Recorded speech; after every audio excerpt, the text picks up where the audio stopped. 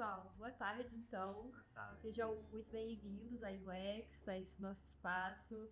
Hoje a gente vai estar gravando o nosso videocast Orgulho em Voz Alta, Vivência, Apoio e Transformação, para estar celebrando o Dia do Orgulho. Eu queria pedir para vocês se apresentarem para os nossos convidados que vão assistir depois. Fiquem à vontade para se apresentar então. Vamos lá, vou começar então. Sou Ana, ou Ana Clara, enfim, ficou mais fácil. Sou psicóloga, clínica, sou uma mulher lésbica, casada com Karine, tenho 2 pets, acho que isso é importante. Um gatinho e um cachorro. E é isso, estou à disposição pra gente conversar, isso é legal. Que legal. Gente, prazer imenso estar aqui, Leandro, Ana também, né? E o pessoal que está no backstage aqui. Bom, meu nome é Myron, eu sou ativista LGBT, militante por direitos humanos e um dos primeiros vereadores LGBTs de Lavras, né? O primeiro, na verdade, compartilho esse pódio aí com o vereador João Luiz. E é isso, estou aqui à disposição e muito feliz por essa oportunidade. Muito obrigada. Obrigado. Lê, se quiser apresentar pra gente também. Tá bom, vou me apresentar também. Meu nome é Leandro, sou formado em administração pública. Atualmente estou aqui na UX no cargo de processos comerciais. E também sou representante do coletivo Arco-Íris, né? O nosso programa de diversidade e equidade e inclusão. Ele abrange 3 coletivos e aí sou representante de um deles, que é o coletivo que vai tratar aí das questões de expressão de gênero, orientação sexual, identidade. Então eu estou como representante no momento, tá? E a Ana Júlia também queria que você se apresentasse. Gente, prazer, eu sou a Ana Júlia, eu sou daqui de Lavras, já lavrense. Estou aqui na UX faz 1 ano e meio e sou assistente de treinamento e desenvolvimento. E sou membro do Arco-Íris também, junto com o Leandro, e estou ajudando a organizar esse momento aqui pra gente. Gente, pra gente começar, eu queria deixar uma breve explicação sobre o Dia do Orgulho para quem vai estar assistindo depois. Aqui na UX somos muito plurais, temos muita diversidade, então acho que também é muito legal a gente fazer esse alinhamento, esse nivelamento inicial. O Dia do Orgulho é comemorado no dia 28 de junho, como vocês sabem. Ele veio do momento de rebelião, que a gente chama de rebelião do Stonewall, que aconteceu em 1969 em Nova York, e foi um momento de luta e resistência contra batidas políticas que estavam acontecendo no bar LGBT em Nova York.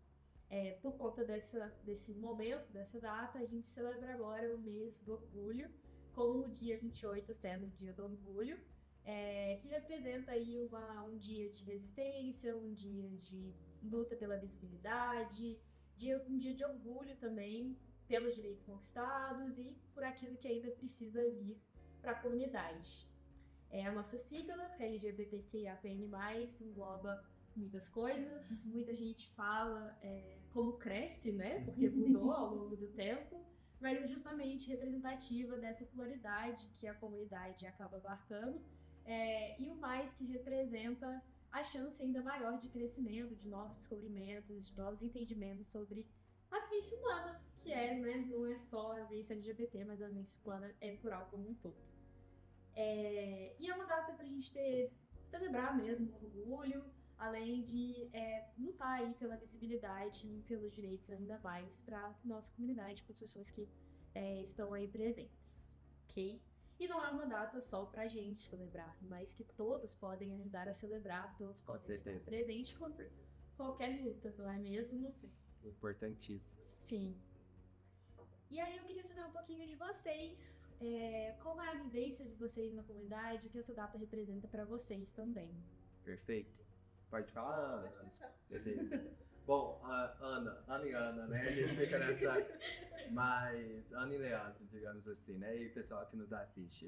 Primeiro, antes de falar o que significa para mim, eu queria pontuar uma questão muito importante que é do mês do orgulho e de Stonewall, porque a gente lembra muito da rebelião, né, contra o poder de polícia mesmo, que de forma LGBT-fóbica, que hoje é um crime, é importante colocar isso, né? A gente conseguiu aqui no Brasil em 2019 equiparar a homotransfobia, né, como crime de racismo, e que essa revolução ela foi liderada, obviamente, por Harvey Milk, que é um homem gay, mas que ele é muito lembrado, mas a gente esquece de 2 pessoas protagonistas fundamentais, que é Silvia Riviera e Marsha P. Johnson, né? Mulheres trans, travestis, uma preta, soropositiva em situação de rua, que fez com que levou à frente, apanhou e deu a sua voz por essa luta. E eu tô trazendo isso porque é muito importante que até mesmo dentro da população LGBT, a gente tem os segmentos, as camadas mais marginalizadas, e entre elas a população travesti. Então eu gosto muito porque o meu estudo, né, eu formei em Direito,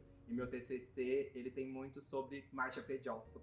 Então eu gosto muito de trazer o orgulho que eu tenho dessa travesti preta, que inspirou muita gente para que a gente pudesse estar aqui na luta, né? E para mim é muito importante, primeiro, parabenizar vocês, o grupo, né, UX, por esse momento, porque é isso que você falou, né? Eu falo que a vivência política, ela é feita de símbolos, mas ela também é feita de ações, né? E se a gente não tem ação, nada adianta o simbólico, né? Então é muito importante ter não só um grupo, né, que fala sobre equidade, mas também ter ações para isso. E esse momento eu acho que é muito legal, né? E para mim o mês do orgulho, né, ele significa, eu fico sempre emocionado quando eu vou falar isso, porque só a gente, né, que convive, né, esses corpos que são transgressores na comunidade, sabe o que é acordar e ocupar um espaço dentro de uma empresa como essa, que tem crescido muito para Lavras e região, né, de ser uma psicóloga extremamente competente, de sucesso, né, de estar na política, que é um espaço hostil e não quer que os nossos corpos estejam nesse espaço. Então esse mês ele representa a subserviência, a resistência de um corpo que muita gente ainda acredita que não deveria ocupar espaço em que a gente ocupa. Então eu fico muito feliz de estar aqui, de estar corroborando com vocês, porque Marsha P. Johnson, ela fala: nenhum orgulho para alguns de nós, sem liberdade para todos nós. Isso aqui faz parte disso, porque eu não posso dormir tranquilo, mesmo sabendo que eu já atingi níveis que muitos dos meus pares ainda não tem como eu dormir tranquilo sabendo que ainda tem colega que apanha só por ser LGBT, que é expulso de casa, que morre por isso. Então, por isso que existe o mês do orgulho, porque ainda, infelizmente, tem gente que acredita que é melhor estar morto do que explanar seu arco-íris, né? Então, por isso que a gente está aqui.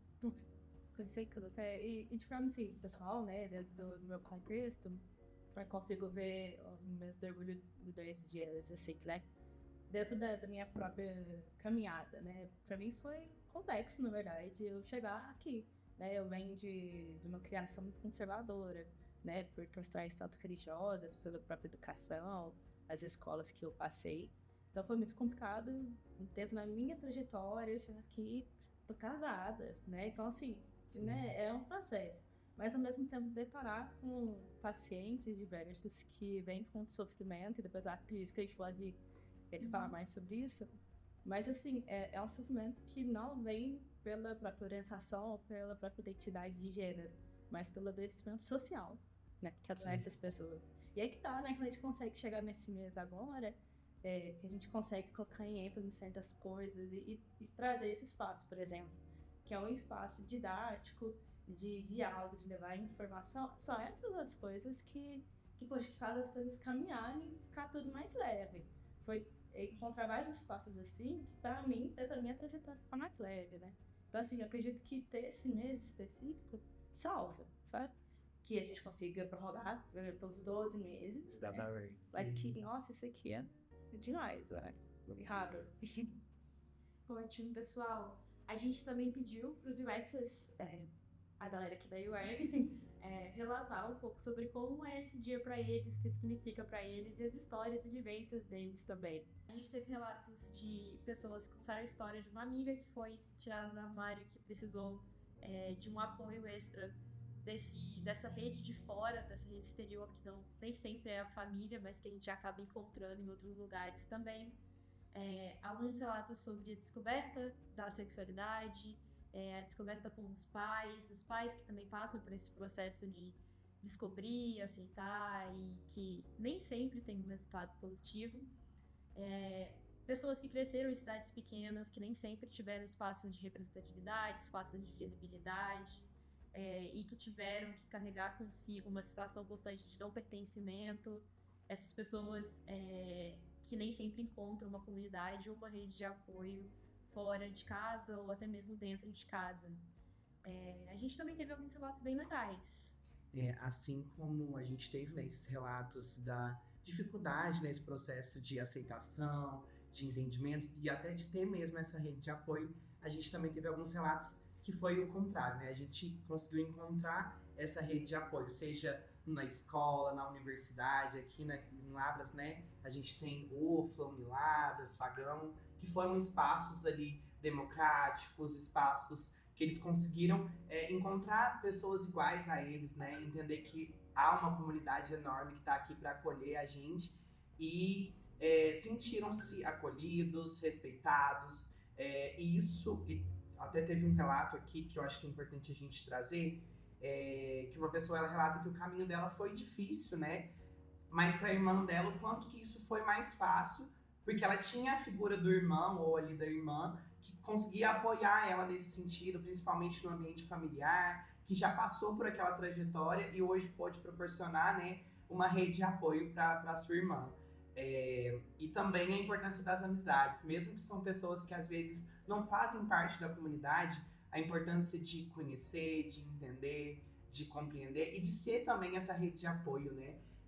Para os seus amigos, sempre buscar ouvir, não fazer uma pergunta que seja às vezes invasiva, delicada, mas dar aquele espaço para que a pessoa possa se aceitar, se reconhecer, né, enquanto indivíduo, entender a sua identidade.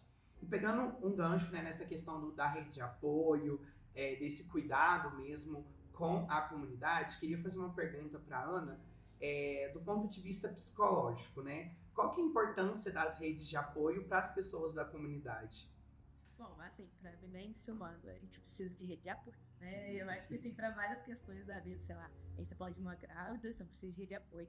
Mas pensando da nossa comunidade de forma específica, é crucial em uma questão de sobrevivência, assim, né? Entendendo que a gente vive numa sociedade que é, sim, violenta, né? Mesmo quando, às vezes, de forma silenciosa, mas há muitas violências, a rede de apoio se torna um meio de respiro, na verdade. E essa rede de apoio a gente pode encontrar em qualquer ambiente, seja em casa, às vezes os pais não acolhem, vamos pensar nesse contexto mais comum, né? Às vezes os pais não acolhem ou não respeitam por algum motivo, então talvez o irmão ou um tio, ou em casa não existe esse apoio. Às vezes na escola pode ter algum colega, enfim, é uma questão de sobrevivência mesmo. Tanto para a gente conseguir se perceber, quanto com quem a gente poder se identificar, entender que a gente, apesar da estrutura física, a gente ainda tem algum lar. A gente precisa ter essa sensação de pertencer, ter lar, ter segurança. Então a rede de apoio ela vem desse lugar, assim. E mesmo que não de uma forma tão afetiva, de pessoas que você ama, que seria crucial, mas que essa rede de apoio talvez venha do ambiente público, da gente só pública, aí não vai poder falar mais sobre. Mas nesse sentido, assim, é uma questão de sobrevivência. Sem rede de apoio fica quase impossível não, mas fica quase impossível sobreviver, né? E não é à toa que às vezes os jovens, pessoas mais novas vão procurar essa rede de apoio, é alguém que você nem conhece, às vezes é um influencer, porque você precisa se identificar com algo. Ou então que seja, sei lá, um colega da escola, ou que seja uma única pessoa, mas necessário, né? Com certeza. Show, certeza.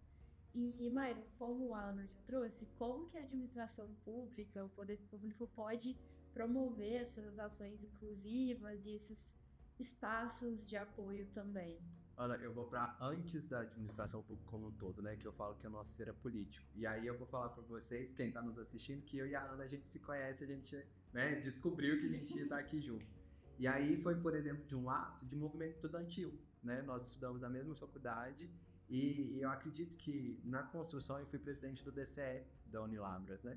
E esse processo a Ana também participou muito ativamente, né? Construindo. E nós construímos um grupo de segurança para os estudantes que não se sentiam representados em várias formas, né? Em vários contextos dentro da faculdade, né? E entre eles, a população LGBT, porque a gente começou a trazer assuntos, né, como esse, porque eu acredito que se a gente não tivesse esse grupo, se eu não tivesse, por exemplo, a Ana e várias outras pessoas que participaram ali com a gente, talvez eu não informaria, né? Porque, de novo, eu falo que os nossos corpos são um corpo estranho dentro do padrão, dentro do sistema, entre muitas aspas, né? Porque é isso que a história fala, né? Eu falo muito no sentido de que durante a história, né, a nossa história, a população LGBT, ela teve 3 estigmas cruciais, e também a Ana depois pode falar sobre isso, mas a gente foi pecado, crime e doença.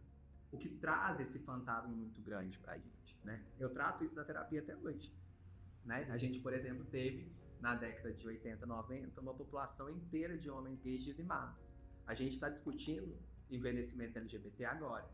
E aí, como que a política entra nesse sentido, né? A administração pública. Construindo políticas públicas para garantir que a gente tenha o mínimo, o básico. Eu vou falar por Lavras, né? Enquanto ativista, né? E agora enquanto vereador também, né?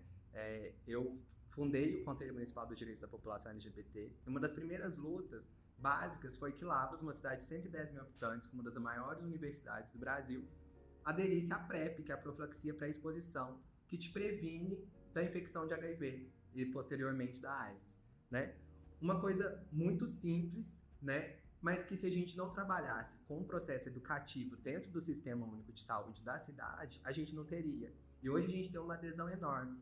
E a PrEP, ela não é só para a população LGBT, ela é para todo mundo, porque hoje, comprovadamente, o HIV está aí, não existe mais a população de risco, né? O grupo de risco, né? Isso aí é um equívoco enorme, mas é através dessas políticas públicas. Ou, por exemplo, na construção, por exemplo, do controle social, que é o conselho, né? Que vai identificar se nas escolas a gente está tratando a temática de que por que não tem adolescentes, pessoas trans dentro da escola, pública ou privada que seja.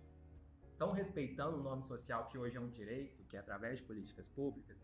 Então, assim, e aí, infelizmente, quando as políticas públicas, né, quando a política, ela não consegue se normatizar no sentido, né, no sistema, a gente tem que ir para a justiça, que é o que a gente tem feito durante alguns anos, como, por exemplo, o crime de LGBTfobia. Infelizmente, o Congresso Nacional ainda engaveta um projeto de lei de Marta Suplicy, que é da década de 90.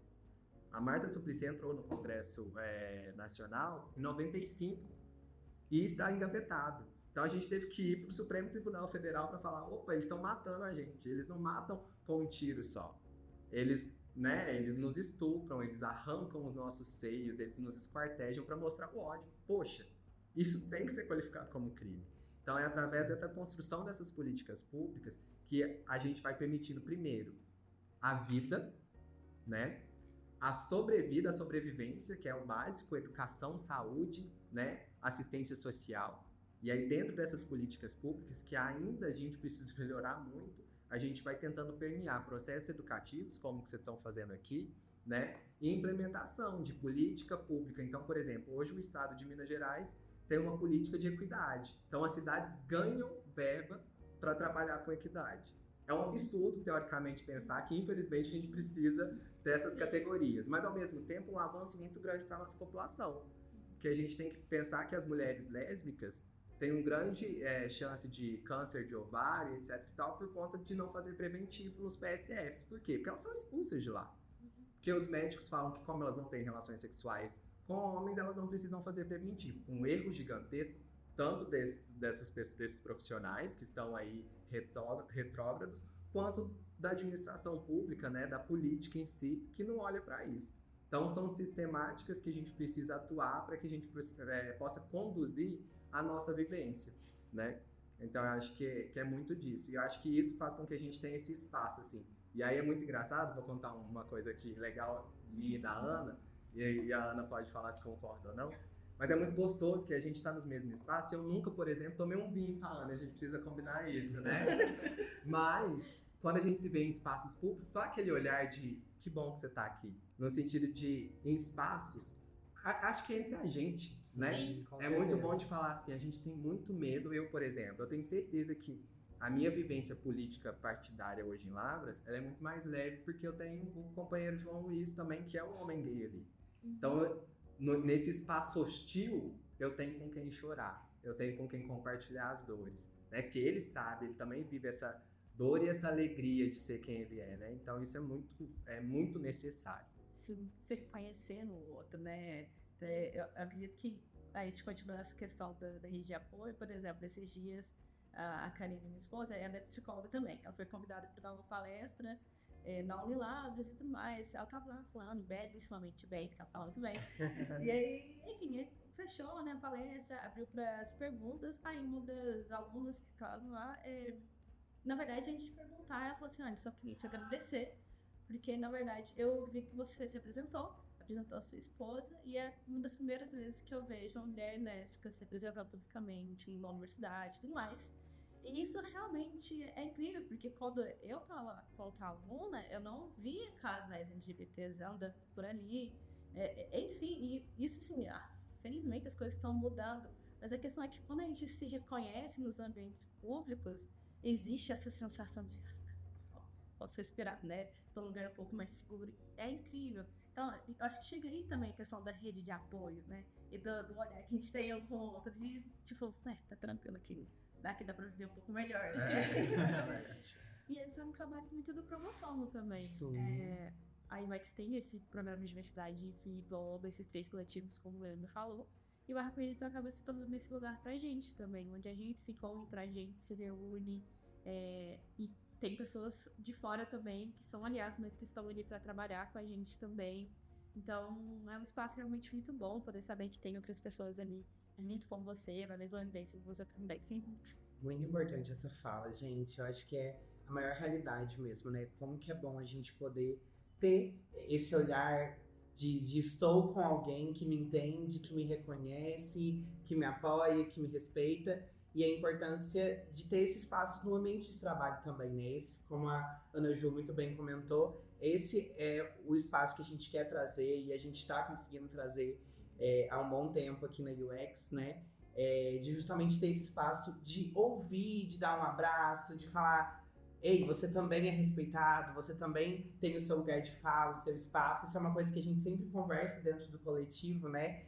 Que ali é um ambiente seguro para poder você falar dos seus anseios, das suas vivências, porque todos nós temos uma luta muito grande, né? O fato de existir faz com que a gente tenha esse processo de, infelizmente, né, de luta, de batalha, para poder chegar e conquistar os espaços que a gente, com muita força, conseguiu conquistar. Então, muito lindo essa fala de vocês, achei muito bem colocado, inclusive. E agora, pensando nessa questão da rede de apoio, né, que é um assunto que a gente vem falando muito aqui hoje, é importante também a gente conhecer, e principalmente as pessoas que não vivem essas vivências, essas histórias, o pessoal que não está dentro da comunidade, né, o quanto que é importante a gente entender sobre os temas, sobre as diferenças, e aí eu queria que a gente voltasse um pouquinho para falar sobre a questão da identidade de gênero, orientação sexual e expressão de gênero. Que eu acho que às vezes confunde um pouco essas terminologias, né? E eu queria que vocês nos ajudassem a entender um pouquinho qual que é a diferença, então, né, da identidade de gênero, orientação sexual e expressão de gênero. Beleza? Fique à vontade aí. Eu começo. Você faz o complemento. Assim, a gente vai encontrar várias formas de definir tudo isso, então vamos encontrar uma forma mais didática, talvez, né? Sim. Bom, a identidade de gênero, né? Então seria como a pessoa de fato se identifica, né? E aí vai ter lá, a criancinha nasceu. Eu nasci, o médico olhou, falou, olha, é uma menina, porque viu os órgãos ali e tudo mais. E aí eu, Ana Clara, ouvinte adulta, eu olho pra mim e eu me percebo quanto mulher, né? Então sou uma pessoa cisgênero, que foi designado, foi dito sobre uma sexualidade ali, e eu me identifico com isso, então tá, sou uma pessoa cisgênero. E aí, em contrapartida, a gente vai encontrar outros grupos de pessoas que têm lá o médico, a médica, lá quando era meu vizinho, falou assim, ó, o menininho, a menininha, a pessoa não se identifica com seja aquele órgão, com aquela orientação sexual, ou enfim, não se identifica com aquilo que foi dito lá quando era petitinho. E aí, quando eu digo que não se identifica, não significa só que, disseram que eu era menino, na verdade eu sou mulher. Não é só isso, né? Não se identifica, né? E aí, o que a gente tem a partir daí? A gente tem um espectro muito grande, né? E aí, talvez a gente possa desdobrar um pouco melhor sobre isso. Mas, a princípio, a gente tem aqui pessoas cisgênero, que se identificam com aquilo que foi dito a princípio, e pessoas que não se identificam, e depois a gente pode destrinchar isso, né? E aí, depois a gente conversando sobre sexualidade, foi uma das coisas que você falou, sobre com quem eu vou me relacionar, né? Então, assim, aí já não tem nada a ver com o meu gênero, é com quem eu vou me relacionar. Eu, Ana Clara, sou uma mulher cisgênero, e eu me relaciono com mulher, e apenas como mulher. E é isso. E aí, então, eu sou uma mulher lésbica, né? E aí, a sexualidade é só sobre isso. Só sobre com quem eu me relaciono, por quem eu sinto atração. E é isso. E tanto questão, assim, de relacionamento sexual, mas também afetivo, né? Então, a gente tá aqui. E aí, sobre a expressão de gênero, é como que tudo isso que tá dentro de mim, eu ponho pra fora, né? Como é que eu vivo nesse meio? Que roupa é essa que eu uso? Quais são as formas que eu habito no ambiente que eu tô? Essa é a minha expressão de gênero. E isso não diz sobre o que ditaram, o que eu tenho que fazer. Eu não tenho que fazer nada, eu faço o que eu quiser. Mas é isso, assim, é sobre como é que eu vou pôr isso pra fora. Né? Aí a gente pode destrinchar isso de diversas formas, talvez a gente precisaria de horas e horas pra falar sobre isso. Com certeza. Né? Mas é basicamente isso. E as pessoas, elas confundem muito, né? Esses dias eu vi um caso de um cara, ele foi muito péssimo, horrível e criminoso com um casal de mulheres lésbicas. E aí ele falou assim, não, mas vocês querem agir como homem, então seja homem. E, tipo, cara, não. São mulheres lésbicas e elas não querem ser as mulheres, né? Sim. Então, assim, e essa confusão que algumas pessoas não querem deixar de ter essa confusão, elas são criminosas, né? Isso, poxa, afeta a gente, né? Mas existe também a parte da população que tem uma pessoa que é mal, né? Mas tem uma parte ali que até que só tá perdida. Desconhece. Né? Que Desconhece. desconhece, Então, sim. por isso que a gente traz informação. Mas é mais ou menos por aí, né, Maia? Total. E eu acho que isso é muito importante, esse processo educacional, sabe? E é isso que eu trabalhei no conselho, é isso que eu trabalho, por exemplo, na política. Porque tudo é político, né? O que a gente tá falando de identidade, expressão, né? E orientação, isso é político também, né? Por quê? Eu falo que a gente tá se rotulando. E por que existe o rótulo? Porque é político.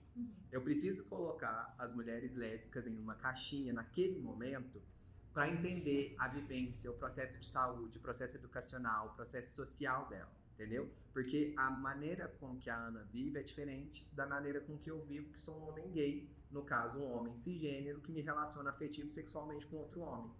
O processo meu de saúde, cultural, social, é dissidente um pouco nesse sentido. E por isso o rótulo. E aí eu acho que as pessoas elas se apegam muito, talvez, nessas questões, para além, né, para a questão dogmática, né, para a questão religiosa. E aí eu acho que é muito fluido, por exemplo. Essa questão que a gente está discutindo dentro de uma visão binária, né? Sim. Preto, branco, sim, não, homem, mulher. Mas se a gente for para o Oriente Médio, já tem regiões, ou então para tribos indígenas, daí não vou falar no Oriente Médio não, vamos para tribos indígenas no Brasil, né, que é o nosso povo de fato, né? Em tribos indígenas, eles não entendem binarismo, entendeu? Eles entendem a vivência, o amor, entendeu? E aí a gente vai para além, né? A gente vai discutir para além de monogamia, poligamia, né? A questão das expressões de amor. Então é muito importante entender que é isso muito... A Ana foi extremamente didática, né? De identidade de gênero, é uma identidade... o que eu me identifico, né? Ali, como se eu tivesse com aquela carteirinha de identidade. E aí, no sentido de mostrar, e a gente precisa, aí eu vou colocar no ponto da política, né, que a gente transgride, o que é muito gostoso e libertador, a biologia, a política, a cultura, e a gente tá aqui para isso mesmo, para ocupar esse espaço, entendeu? Porque não é órgão genital que vai falar o que eu sou, entendeu? Não é o meu DNA que vai falar o que eu sou. Isso é para mostrar algumas estruturas de processos de saúde, que pode ser, etc e tal, né? Eu tive um caso, por exemplo, que eu acompanho, né, diversas pessoas LGBTs, principalmente marginalizadas, né, de uma mulher trans que precisou fazer um processo, né, um acompanhamento de próstata. E aí o sistema bugou de saúde, porque você coloca lá no sistema, né, mulher, né, que ela é, e aí o sistema já bloqueou o exame de próstata e todos os processos. Nossa. Entendeu? E aí, eu não sabia também, ela ficou super mal e tal, e aí eu entrei, né, com uma solicitação dentro da Secretaria de Saúde, e aí a Secretaria de Saúde do município teve que entrar com uma solicitação para o Estado, e aí a gente descobriu que no SUS nacional, o sistema ainda não estava preparado para lidar com a população trans, por exemplo, né? Então, assim, é muito importante dizer que a gente faz esses processos de rotulação para entender a parte política, né, para que a gente possa dar espaços, que é o que eu falei, né, a saúde da mulher lésbica é diferente do homem gay, das pessoas trans, das pessoas pretas, a mulher, o homem, tem essas diferenças, né? Não é pra segregar. Exato, não é exatamente, não é para segregar, isso é muito importante dizer. E a expressão de gênero é para mim a parte mais política, que é no sentido de que como eu me coloco nesse mundo, né? E se tem uma população que se coloca nesse mundo a trancos e barrancos, é a nossa, porque a gente transgride os olhares, sabe? E aí eu vou falar assim, que é muito gostoso de ver, por exemplo, um homem cisgênero, hétero, que usa vestido. E isso causa um bug nas pessoas, né? Tipo assim, como assim? Né? Isso é tão gostoso de ver, porque a gente tá tirando da regra do padrão e falar assim, não, meu amor, eu sou feliz assim, entendeu? E assim eu vou ser, e não é isso que vai dizer que eu tenho que amar X ou Y, entendeu? Eu gosto de maquiar, eu gosto de usar esmalte, por exemplo, né? Então isso faz com que a gente transgrida um padrão que às vezes aprisiona, né? Homem usa azul, mulher usa rosa. Homem não chora, mulher é mais sensível. Quem disse? E é tão libertador, não é mesmo? Tipo, a gente fica tão preso, a sociedade fica tão presa a tantas coisas. E pra quê? É tão mais fácil só você poder se expressar do jeito que você gostaria, sem se preocupar com o que é de menino, o que é de menina, o que é de uma orientação, o que é de outra. Era tão mais fácil se as pessoas só se libertassem e fossem tranquilos. E é tão mais bonito também, igual você falou, dá gosto de ver as pessoas sem muita noção, tranquilamente, e se expressando da maneira como elas gostam. E um dado interessante, as pessoas transgênero ainda têm muita dificuldade, as pessoas transgênero e travestis ainda têm muita dificuldade de mercado de trabalho. É uma seção ali da nossa comunidade que, como o Mário disse mais cedo, a gente ainda tem camadas dentro, né? Camadas de violência, camadas de separação ali, que acaba afetando mais alguns grupos do que outros dentro da própria comunidade. Aqui na UX, por exemplo, nós temos menos de 1% de pessoas transgêneras aqui. Então, é ainda um número muito baixo, que faz questionar onde estão essas pessoas, por que elas não estão em espaços de trabalho formal, o que está acontecendo. E aí o Mário já trouxe um pouco disso, que eles falassem um pouquinho mais pra gente sobre essa interseccionalidade da nossa comunidade, como essas pessoas podem ser mais colocadas. Eu sei que a comunidade de Lavras e o Conselho tem trabalhado um pouco mais também para trazer isso. Como tem funcionado isso na política pública e também a Cipriano? Eu vou dar um exemplo muito gostoso, André, aqui sabe o que a gente tem vivido. Tô vivendo uma batalha, literalmente uma batalha dentro da Câmara Municipal. A gente venceu na primeira etapa, mas de forma muito aguerrida, né? O que também causa, né, Ana? A gente precisa falar isso, quão difícil é para nós, a população LGBT, entrar no mercado de trabalho ou estar na política, quanto isso nos custa também, mentalmente, né? Mas eu protocolei um projeto de lei que reserva vagas 2% em concursos públicos para a população trans e travesti. E simplesmente o primeiro parecer da CCJ deu como inconstitucional, mas de uma forma muito LGBTfóbica, porque não é inconstitucional, né? E aí tá aí a STF para aprovar, várias cidades que já tem, etc e tal. Nós conseguimos vencer essa etapa, mas ainda tá travada essa lei para votar. E aí muita gente vem, alguns vereadores, por desconhecimento, às vezes também, para falar que eu tô querendo dar privilégio, que eu tô querendo, que deveria ser por mérito, né? E aí, de volta, eu volto nesse processo educacional. Então vamos lá, vamos começar na estrutura da invasão do Brasil em 1500, né? A gente chega e os portugueses olham para a população indígena e a população escravizada preta, né? Ocupa esse espaço, tem um processo todo de escravatura e do nada, entre aspas, né? Tem ali a abolição e fala assim, vocês estão livres. Livres pra onde? Vou comer o quê? O que eu vou fazer? Eu sempre trabalhei como escravo aqui. E aí a gente cria-se à margem, né? E hoje a gente vê que a maioria da população marginalizada é a população preta, né? Por que existe cotas raciais? É para que a gente possa começar, e aí eu desenho para algumas pessoas, né? Que gostam de falar, por exemplo, de mérito, né? Mérito é quando a gente começa a disputar da mesma linha de partida. Se eu estiver na mesma linha de partido da Ana, eu posso até começar a discutir isso. Mas aí a gente pega a população trans, por exemplo, que 90% está no trabalho sexual. né, no trabalho informal. E não é porque elas querem, né? É porque elas são expulsas das escolas. Como assim expulsas? Simbolicamente, porque elas apanham, elas sofrem bullying, o professor não chama ela pelo nome que elas querem. Então, o que eu vou fazer lá? Como que eu vou sobreviver nos dias lá?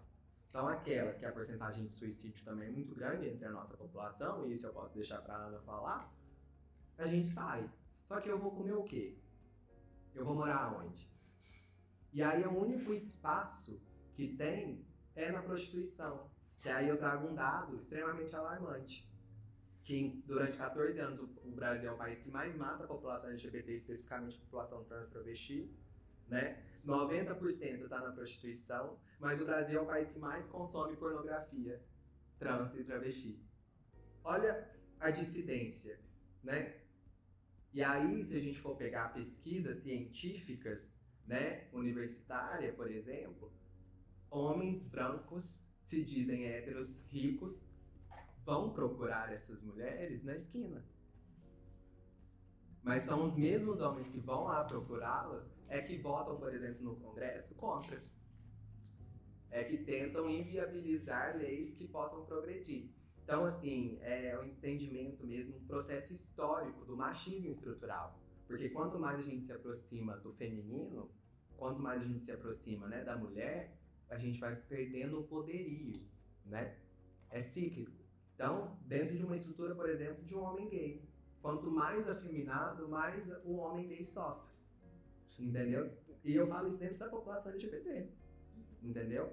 É um processo de discriminação até interno, né?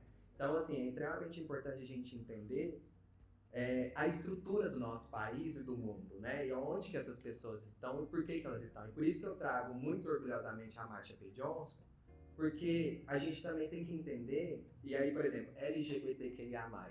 Não sei se vocês sabem a história do porquê que é LGBTQIA+, PN+, né? E eu falo que ainda vai crescer. Mas no início das convenções era GLBT.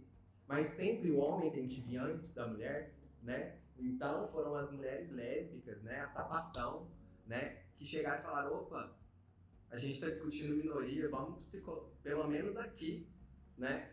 Aí a gente traz essa transformação para entender também que a gente não precisa se segregar, né? A gente precisa de aliados. E aí eu também já falo da população heterossexual. Não é porque eu sou hétero que eu não posso ser aliado da população LGBT, que eu não posso fazer esse processo de acolhimento, né?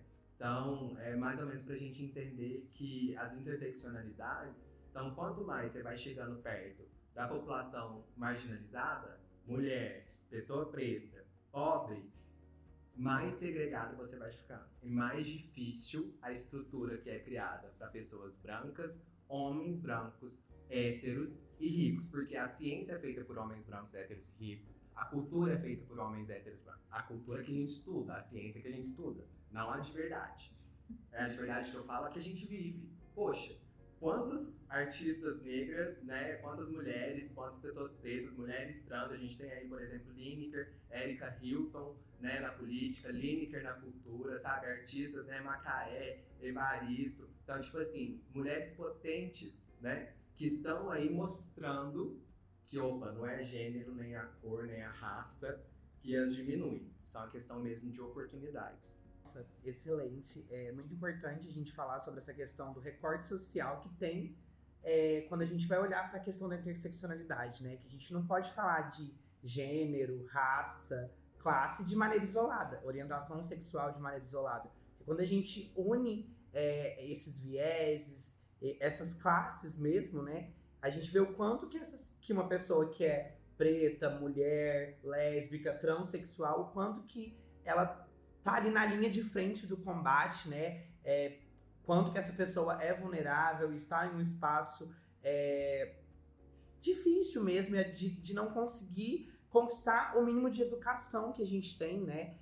De não conseguir, às vezes, um emprego e ter que partir para espaços como a prostituição, né? Os espaços da rua também.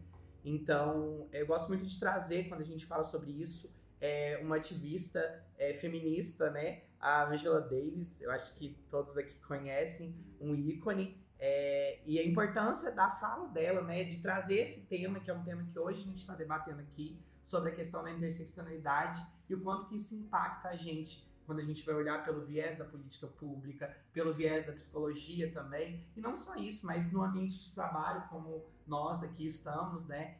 Então, que interessante a gente poder ter esse momento agora de falar sobre isso, né? E pegando um gancho também a respeito da interseccionalidade, queria entender do ponto de vista psicológico, da psicologia, como que o trabalho de vocês, psicólogos, pode contribuir na questão do fortalecimento, do empoderamento, para que essas pessoas, principalmente a pessoa ali que está na ponta, né, da vulnerabilidade, da discriminação, para que ela consiga, né, se entender, se aceitar e saber que ela também tem o seu lugar ao sol, o seu espaço, e que é lindo ser assim, né? Isso aí. E eu acrescento assim, que é um trabalho que a psicologia tem que fazer, mas de forma ética, né? Sim, com certeza. Porque assim, o que a gente mais encontra por aí, felizmente agora a gente está conseguindo diminuir bastante, mas a gente encontra muito ainda uma tentativa de cura bizarra, assim, né? Que agora a gente consegue fazer mais denúncias, colocar nomes e rostos para quem está fazendo as coisas de forma antiética, mas quando a gente exclui esse pessoal e vê quem sobra, como que a gente pode fazer um trabalho efetivo, né? Primeiro é informação. Durante a graduação, e não a minha, mas a graduação em psicologia, é muito falho, né? A quantidade de conteúdo que a gente tem sobre gênero e sexualidade. É muito titinho, assim. 2 aulas. Gente, você não dá conta de um atendimento de qualidade, um acolhimento, seja no consultório, na clínica, ou em várias outras atuações dentro da psicologia, só com isso. E aí eu percebo pouco movimento, assim, de profissionais fazendo essa tentativa assim de, poxa, deixa eu entender o que está acontecendo, que vivência é essa.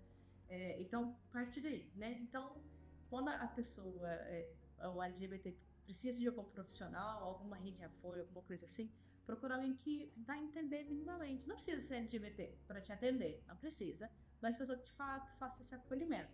E aí esse acolhimento a gente pode fazer assim, né? Clínica ali, de psicologia, ali, o consultório. Mas quem sabe que é um lugar de privilégio, né? Fazer terapia não é a coisa mais barata do mundo, né? De fato é. E assim, e a gente parte desse princípio que não é barato porque o Brasil é um lugar muito desigual, que as pessoas, infelizmente, não têm condições de bancar a terapia. Então, eu compreendo isso, você fala isso quanto psicóloga, eu entendo, né? Mas também a gente vai encontrar diversos grupos terapêuticos, por exemplo, de populações LGBT. E aí, o que é melhor é que esses grupos são segmentados para que haja de fato acolhimento. Mas esse aqui é o grupo para homens gays, esse aqui é um grupo para mulheres trans. Existem grupos terapêuticos online ou presencial, existe. Então, assim, procura. E aí você chega na rede pública, e a rede pública também dá conta desse cuidado da saúde mental, porque a questão falta mesmo um certo cuidado e tudo mais dentro da saúde pública ou privada. Mas existem esses profissionais, né? Seja da psicologia ou não, a gente encontra. O Maia falou mais cedo sobre algumas situações dentro da própria medicina, por exemplo, que acontece e é péssimo. Mas, por exemplo, uma situação que eu já me deparei, várias pessoas ao meu redor já se depararam, a gente, quanto mulheres lésbicas ou mulheres que se relacionam com mulheres, e numa ginecologista ou num ginecologista, e, tipo, não consegue atender a gente. E aí, felizmente, nada a gente tem melhorado isso, assim. E a questão é essa, procurar os profissionais que vão te entender. Não precisa necessariamente fazer parte da nossa comunidade, mas pessoas que estão ali. E aí a psicologia, ela dá conta disso, né? Porque o fato é, o que a gente falou bem no comecinho, assim, do podcast hoje, o adoecimento mental na população LGBT, ela não vem porque, como diz alguns CIDs atrás, que a gente está doente, porque a nossa sexualidade ou a nossa identidade de gênero é uma doença. O nosso adoecimento vem por causa de uma patologia social, né? A sociedade que nos adoece, é a falta de acolhimento que nos adoece, é a falta de um meio seguro, de um trabalho. São essas as coisas que causam adoecimento mental na população LGBT.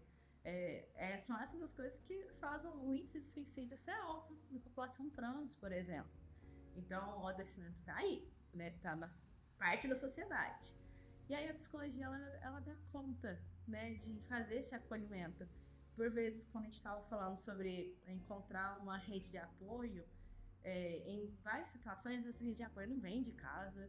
É muito difícil comunicar essa questão para os amigos. A pessoa ainda não conseguiu passar essa barreira de conseguir externalizar. Às vezes, o único lugar seguro que ela encontra para falar sobre si é para um psicólogo, para uma psicóloga. Ou às vezes não. Às vezes não, nem todo mundo tem acesso, tudo bem? Então, às vezes está na escola, quem é a supervisora, é uma professora, é um professor que está lá dentro, é alguém, sabe? Então, tá ali também o papel da psicologia, de às vezes é o único lugar seguro da pessoa, né? E aí eu falo, de novo, né? Às vezes, por vezes, quem tem uma certa condição ou privilégio dá pra fazer isso consultório, bonitinho e tal. Nem todo mundo sabe que não tem acesso, porque, de novo, o Brasil é desigual. Então, assim, os PSFs têm psicólogos, né? Aqui em Lavras, por exemplo, a gente tem clínica social. Para clínica social, né? A Unidade Lavras, se eu não me engano, ela atende em média de 500 pacientes por semestre. É uma galera, então, assim, procura, sabe? Mas a questão procura também. Existe uma barreira muito grande que as pessoas ainda encontram e entender que todo mundo precisa de ajuda. Sim. Né? Como é que a gente fica bem plenamente todo dia? Não dá. Então, assim, não pedir ajuda, a gente está em sociedade e essa é uma das vantagens de fazer parte de uma comunidade, é estar em comunidade. Então, assim, usa da comunidade, pede ajuda. Tamo aí, sabe? Sim. Pessoal, e caminhando pra gente finalizar já, estamos com o horário.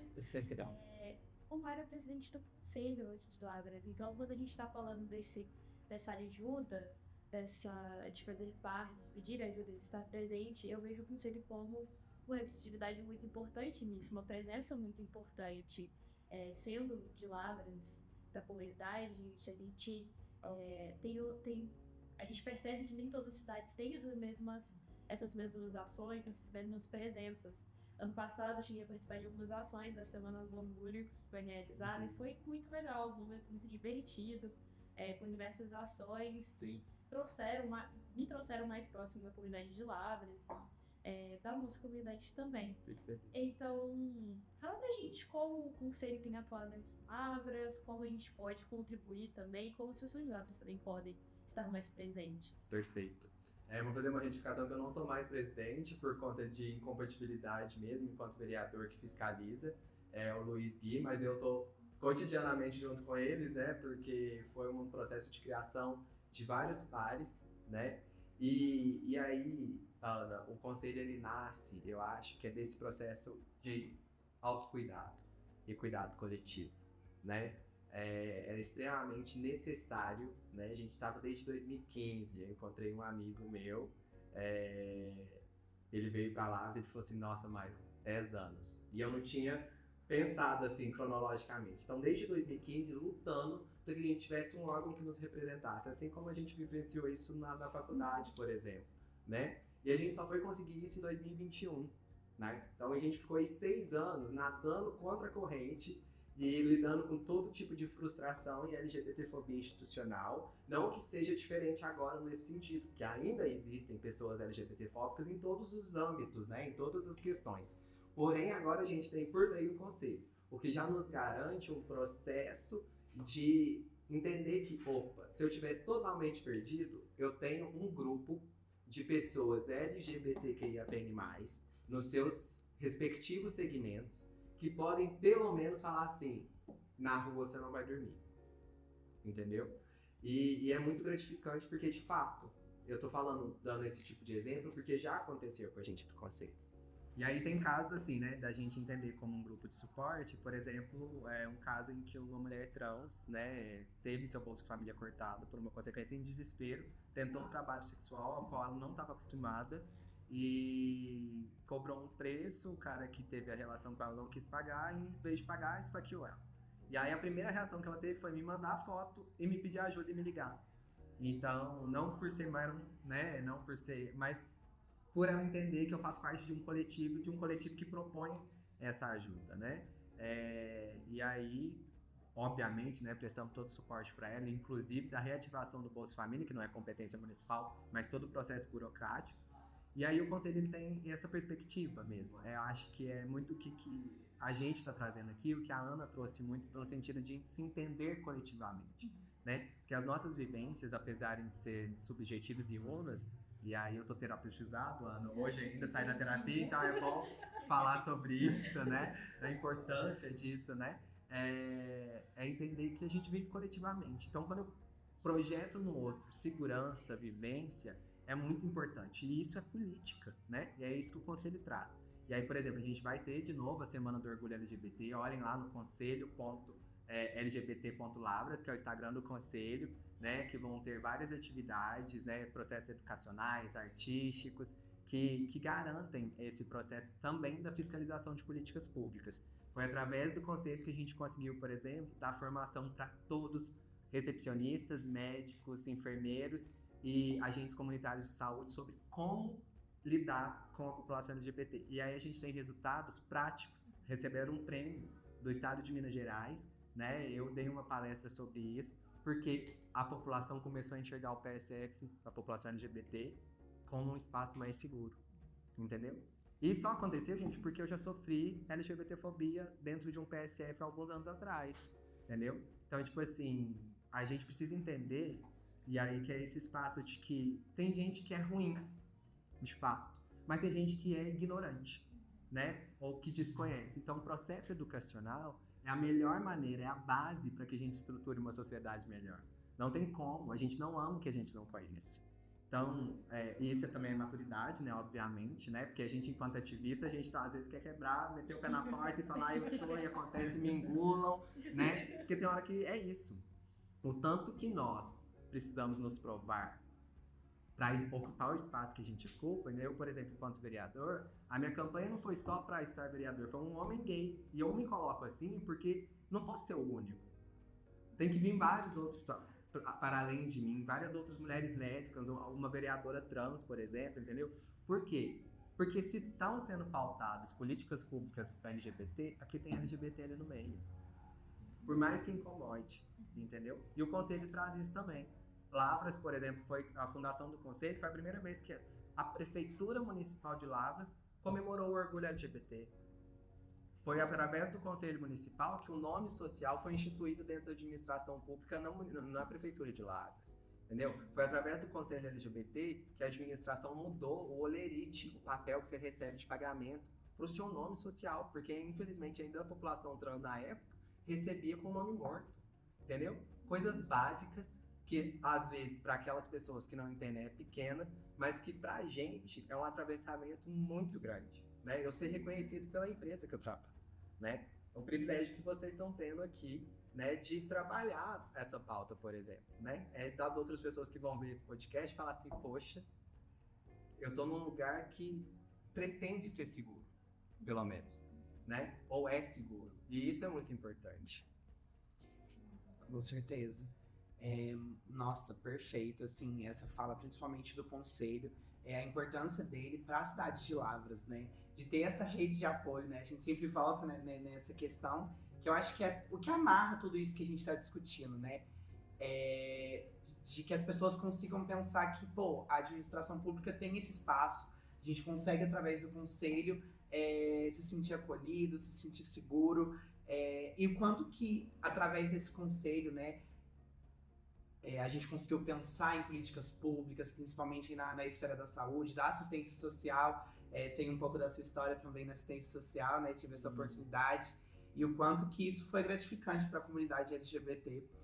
E também os profissionais da psicologia, e não só da psicologia, mas todos os profissionais da saúde, né, a importância de ter vocês para poder auxiliar e ser essa rede de apoio, ter esse cuidado para a comunidade.